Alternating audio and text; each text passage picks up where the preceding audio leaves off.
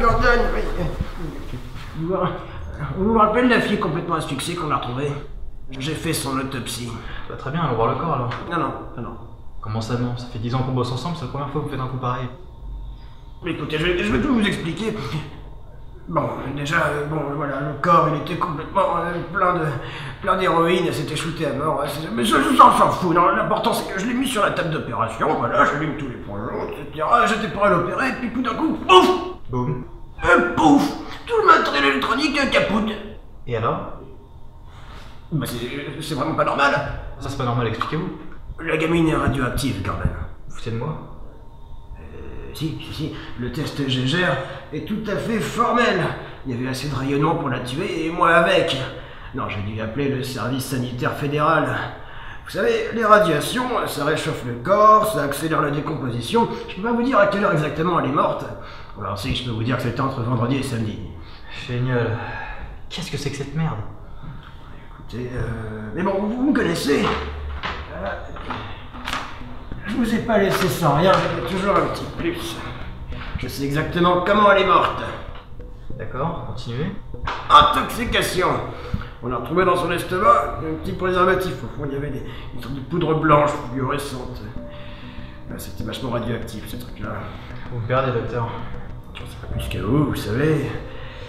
Non, tout ce que je peux vous dire, c'est que cette merde, elle a remplacé l'oxygène dans les hémoglobines. Ça a empêché le corps de s'oxygéner. C'est tout ce que je peux vous dire. Une nouvelle drogue? Ouais, c'est possible. J'ai envoyé ça à analyser à des collègues. Ils savaient pas ce que c'était. En tout cas, si c'est une nouvelle drogue, elle a été faite en laboratoire. Et récemment. Donc reprenons, on a une junkie, une prostituée, à qui on force à avaler un préservatif avec une substance radioactive. Ah, c'est peut-être pas un meurtre, c'est peut-être juste un accident de transport de drogue. Non. Il y a des plaies sur son visage qui montrent qu'elle a vraiment été forcée à avaler ce truc-là. Il est possible qu'on ait sectionné une partie du préservatif pour qu'il se rompt dans l'estomac? Oui, c'est ce que moi-même je pense d'ailleurs. Mais c'est impossible à prouver. Merde. Sinon, des traces de viol ou autre? Non, absolument rien. Pas de traces de sperme, de viol, rien du tout. C'est merde. Au moment où elle a avalé la drogue, il lui restait combien de temps? Impossible à savoir, ça dépend quand est-ce que la capote a craqué, ça dépend la vitesse de propagation de la drogue, ça dépend plein de trucs, j'en sais rien du tout. Donc, quelqu'un lui a forcé à avaler le préservatif, il a attendu qu'elle crève et il l'aurait rhabillée ensuite. Ça n'a pas de sens, j'ai dû me tromper quelque part. Non, vous vous trompez pas du tout, non, vous aviez raison lorsque vous disiez qu'on l'avait mise à nu puis rhabillée. Tout ce que vous n'avez pas eu, c'est que la jupe avait été mise à l'envers, on a retrouvé les poches, mais à l'intérieur, vous allez halluciner. Vas-y, faites-moi rêver. Vous la connaissez, il me semble. Enflure. Vous avez une base de données sur cet ordinateur? Gordon, on n'est pas dans un film américain. Mais oui, évidemment, j'ai accès à l'ordinateur, c'est qu'il est con. Clark Kent. Ok, bon, journaliste au Daily Planet, vivant en métropolis, blablabla.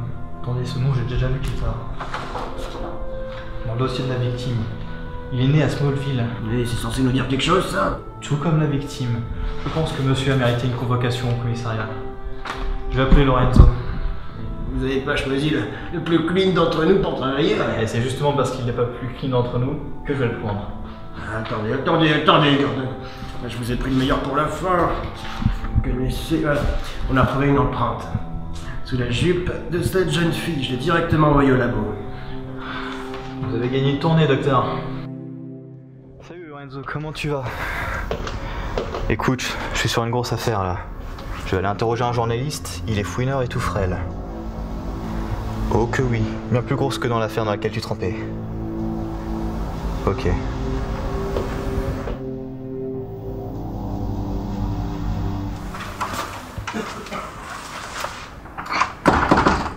Eh bien, monsieur Kent, faut dire que vous avez bien foutu notre gueule.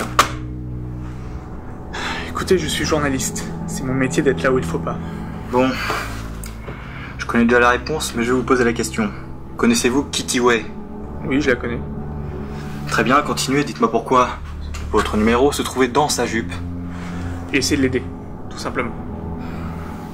Mais avec votre gueule d'innocent, on pourrait presque y croire. Tiens, saviez-vous que, comme par un heureux hasard, elle était née dans le même village que vous? Oui, c'est exact, et alors, c'est tout? Non, ce n'est pas tout, monsieur Kent. Vous êtes journaliste, une enflure de journaliste. Vous nous cachez forcément des choses. Si vous vous mettez pas à table, j'ai de quoi vous retenir très longtemps. Écoutez, je connaissais Kitty, elle vient de Smallville. Ça fait 1 an qu'elle a disparu. Je suis juste parti à sa recherche. Est-ce que c'est un crime? Vous êtes vraiment comme ça à la campagne, hein? Mais si elle avait votre numéro, c'est que vous l'avez retrouvé. Ouais, c'est exact. Mais elle a refusé de me suivre.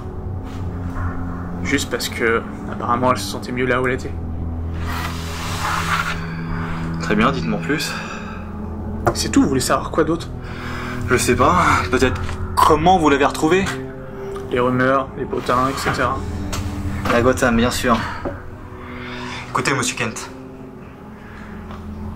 Je vais vous dire le fond de ma pensée. Je pense pas que vous l'ayez tué, non.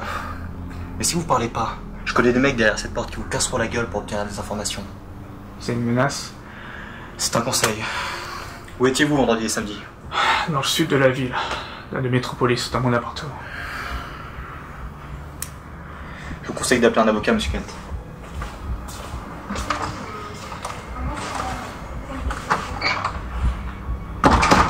Tu l'as pas encore fait cracher?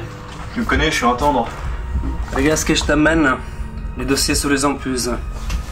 Avec le tableau téléphonique du monsieur. Vous êtes dans une sacrée merde. Et vous êtes? Moi qui je suis? Tu me poses la question? Je suis le lieutenant Lorenzo Gianni. Je suis là pour te faire parler. Les empuses, c'est des filles de qualité. Vous souhaitez en venir où? C'est vrai ou pas qu'une de vos collègues s'est fait passer pour une pute pour pouvoir écrire son article? Louis? C'est quoi son rapport avec cette histoire?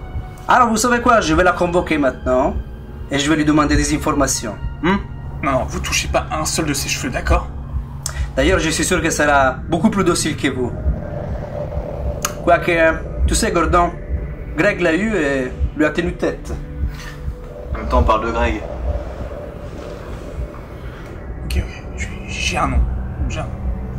Ah, tu vois, ça marche alors. Ça a pas l'air bien. Vous allez bien, monsieur Kent? Sa mère, Kitty. Elle m'a donné un nom. Elle fréquentait un mec qui s'appelait Tobias Mike. Un mec de Gotham, apparemment. Pas très fréquentable. Qui est mort il y a 1 semaine, monsieur Kent. Attends.